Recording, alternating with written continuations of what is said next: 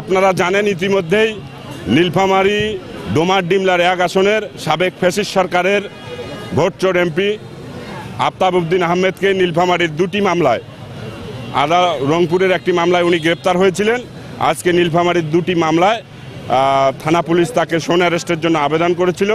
সেই আবেদনের ভিত্তিতে এই ভোটচোর এমপিকে নীলফামারীতে নিয়ে আসা হয়েছে এবং নীলফামারীর ডিমলা উপজেলার একটি মামলায় এবং ডোমার উপজেলার একটি মামলায় মোট ২টি মামলায় তাকে সোন অ্যারেস্ট দেখানো হয়েছে।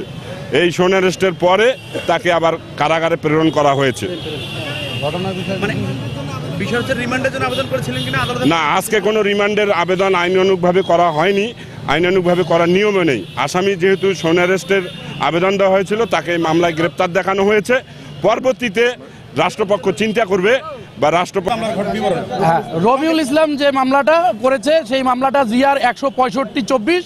এই মামলাটার ঘটনাটা হচ্ছে ২০১৮ সালে নির্বাচনী প্রচারণায় যাওয়ার সময় আমাদের নীলফামারী মাটি মানুষের নেতা ইঞ্জিনিয়ার শাহরিন ইসলাম তুহিন ভাইয়ের পিতা অধ্যাপক রফিকুল ইসলাম স্যারের গাড়ি বহরে হামলা করে সেখানে ৬০ থেকে ৭০ জন নির্বাচনী যে সমর্থক আছে নেতাকর্মী আছে তাদেরকে আহত করে এবং পরবর্তীতে একটা গাড়ি পুড়িয়ে দেয়, ঘটনাস্থলে একটা প্রাইভেট কার পুড়িয়ে দেয়।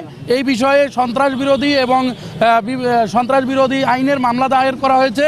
এই মামলায় আজকে আফতাব উদ্দিন সরকারকে তাকে একটি ডোমার থানার রাজনৈতিক মামলায় এই নির্মমভাবে তাকে রাজনৈতিক মামলায় তাকে অ্যারেস্ট করে চালান দেওয়া হয়েছিল। সেই কারণে ওই মাসুদ বিন আমিন তিনি বাদী হয়ে বিজ্ঞ আদালতে মামলা করেছিলেন। এই বিজ্ঞ আদালত ন্যায় বিচারের সাথে সন্তুষ্ট হয়ে মামলাটি এফআইআর হিসেবে ডোমার থানাকে ট্রিট করেছিলেন, নির্দেশ দিয়েছিলেন। সেই ডোমার থানার এই মাসুদ বিন আমিন সাহেবের দায়েরকৃত মামলার যে তদন্তকারী কর্মকর্তা তিনি এই আজকে আফতাব উদ্দিন সরকারের তাকে সোন অ্যারেস্ট চেয়েছিলেন। এই তার আবেদনের প্রেক্ষিতে বিজ্ঞ আদালত ন্যায় বিচারের স্বার্থে তার আবেদনের প্রেক্ষিতে তাকে সোন অ্যারেস্ট দেখে তাকে বিজ্ঞ আদালত সিডব্লিউ মূলে জেলা হাজতে দেখতে প্রেরণ করেছে। এই হচ্ছে তার বিরুদ্ধে আরো অনেক মামলা রয়েছে। তাকে নীলফামারী সদর থানার বৈষম্য বিরোধী